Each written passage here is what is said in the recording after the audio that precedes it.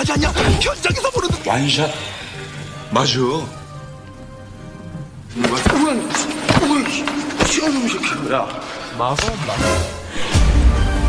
What's up? Apa kabar guys? So, pastinya kalian dalam keadaan sehat semua ya, amin. Selamat datang di channel baru gue. Dan kali ini gue akan merangkum sebuah film yang bergenre action ya teman-teman. Dimana film ini berjudul Sunflowers. Film ini disutradarai oleh gue sendiri ya teman-teman. Bukan ya, bercanda. Jadi film ini disutradarai oleh Kang Seok-beom. Jadi dimana film ini rilis pada tahun 2006. Meski film ini sudah lama rilis, tetapi film ini kembali trending ya teman-teman. Film ini diperankan oleh seorang aktor Korea yang bernama Kim Rae-won. So, buat kalian yang penasaran bagaimana alur cerita film ini, tanpa berlama-lama mari kita langsung saja.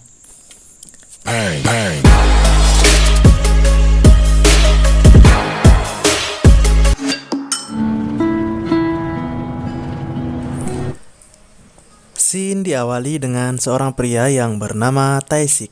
Dia baru saja keluar dari penjara yang dimana dia dikurung selama 10 tahun. Kurungan 10 tahun dia jalani karena kasus pembunuhan gangster. Tae-sik ini berkeinginan ingin menjalani kehidupannya yang normal kembali, karena dia merasa menjadi seorang gangster bukanlah hal yang baik baginya. Lalu scene berpindah di mana mantan gangster ini kembali lagi ke rumah seorang wanita tua yang tinggal bersama satu anak perempuannya, di mana wanita tua tersebut adalah ibu angkat Tae-sik. Di sini kita sebut saja nama anak perempuannya Juleha. Kok mirip nama mantan paman gue ya, Cok? Oke lah, lanjut. Di sini Juleha kebingungan melihat Tae-sik karena dia baru pertama berjumpa. Maka dari itu mereka mengobrol sehingga Juleha mengatakan ibunya akan pulang pada malam hari nanti. Tae-sik yang merasa kebingungan tidak tahu harus pergi kemana lagi. Lalu dia mengatakan akan tetap tinggal di rumah ini sambil menunggu ibu angkatnya pulang. Scene kembali berpindah di mana Tae-sik mendatangi tempat pemandian air panas. Dan dia di sini merasa kebingungan menggunakan kunci lokernya, yang dimana mengakibatkan penjaga di tempat tersebut ingin memarahinya. Lalu, ketika penjaga tersebut hendak berjumpa atau menemui Tae-sik, penjaga tersebut kaget.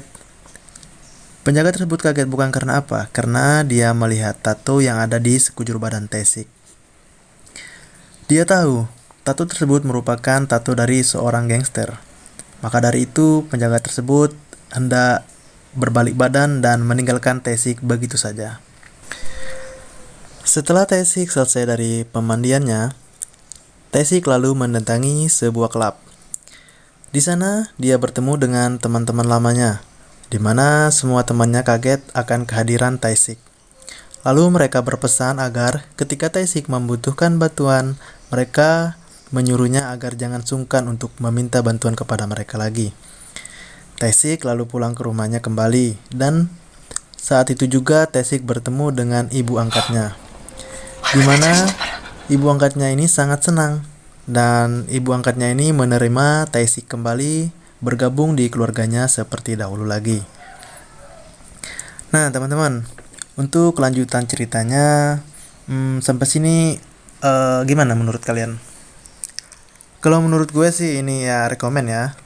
Jadi bikin penasaran untuk kelanjutannya gimana. Pokoknya simak terus guys. Scene lalu berpindah di mana mantan gangster tersebut mendatangi rumah sakit. Dia menemui seorang dokter.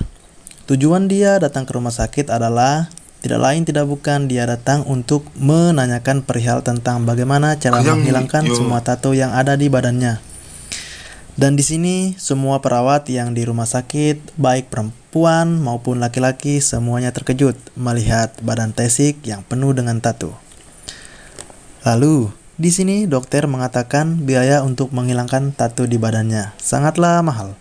Lalu Tae-sik menjawab dengan santainya berkata, "Saya ingin gratis." Lah, Tae-sik ini gimana, Cok?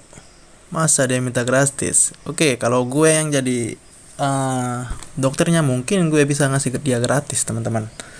Oke, tak apalah, namanya juga film.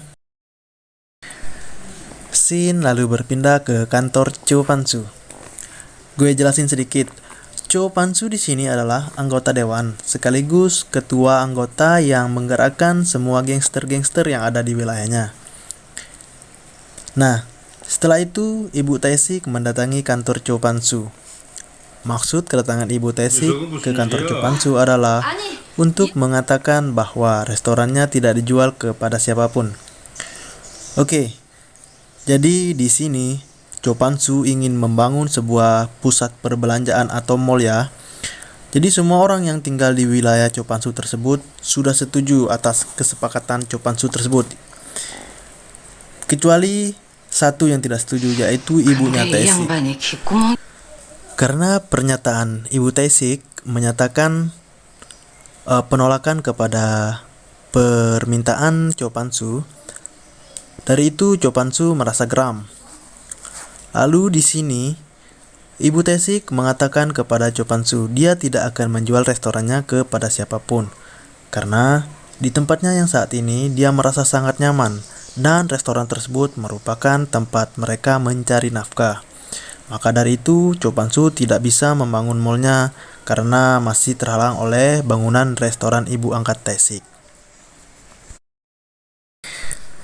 Scene kembali berpindah di mana adegan Taesik membunuh para gangster yang mengganggunya. Adegan ini diambil sebelum dia masuk penjara. Pada saat perkelahian, Taesik ini dilihat oleh dua orang polisi yang berada di dalam mobilnya. Ketika Taesik yang membantai semua gangster tersebut, datanglah dua orang teman dari gangster tersebut yang bernama Yang Ki dan Changmu. Mereka berdua melihat bahwa teman-teman mereka sudah meninggal dan mereka berdua malah diam ketakutan dan berlari. Mereka datang membawa kabar buruk dan memberitahukan kepada ketua gengnya bahwa teman-teman mereka sudah habis dibantai oleh Taesik. Scene pun berpindah di mana sekarang Taesik bekerja di sebuah bengkel mobil. Tetapi dua polisi yang ada di cuplikan sebelumnya selalu mengikuti Taesik kemanapun Taesik pergi. Karena di sini Taesik masih terikat wajib lapor. Lalu kedua polisi ini mendatangi pemilik bengkel tersebut dan mereka menginterogasi pemilik bengkel tersebut. Tetapi pemilik bengkel tersebut menjawab bahwa Taesik di sini baik-baik saja. Dia tidak pernah melakukan kesalahan ataupun keributan. Keesokan harinya, Taesik mendatangi sekolah adik angkatnya. Taesik datang ke sekolah adik angkatnya tersebut tidak lain tidak bukan hanya datang untuk menjemput adiknya pulang. Lalu Taesik di sini menceritakan kepada adiknya bahwa dia menyukai pelajaran matematika.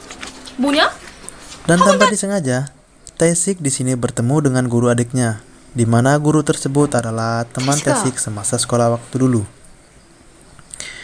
Jadi kita sebut saja nama guru tersebut Painem.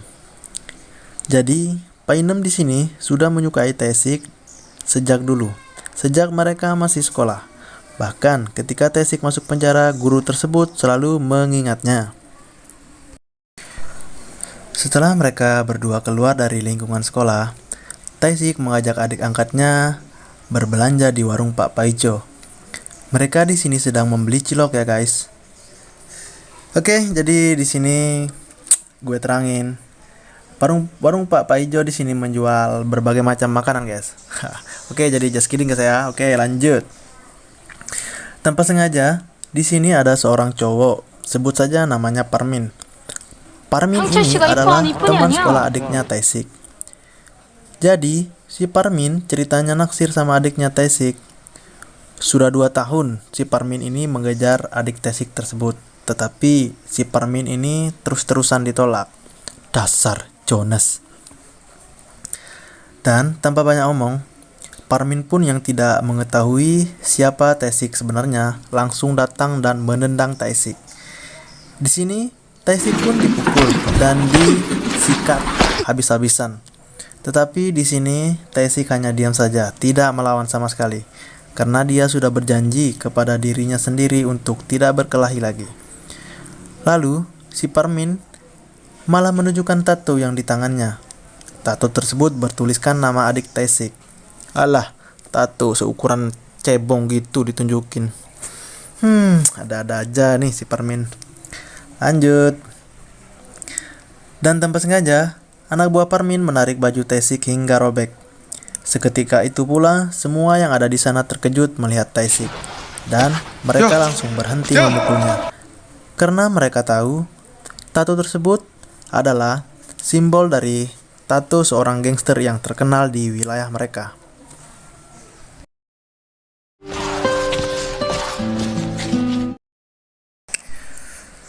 Oke guys, jadi untuk part 1-nya sampai di sini dulu. Untuk part 2-nya kita lanjutkan lagi besok karena filmnya masih sangat menarik guys. Buat kalian yang penasaran, jangan lupa subscribe channel ini agar kalian tidak ketinggalan ketika saya upload video terbaru lainnya. Sampai jumpa di part keduanya. Bye bye. 이거 발라.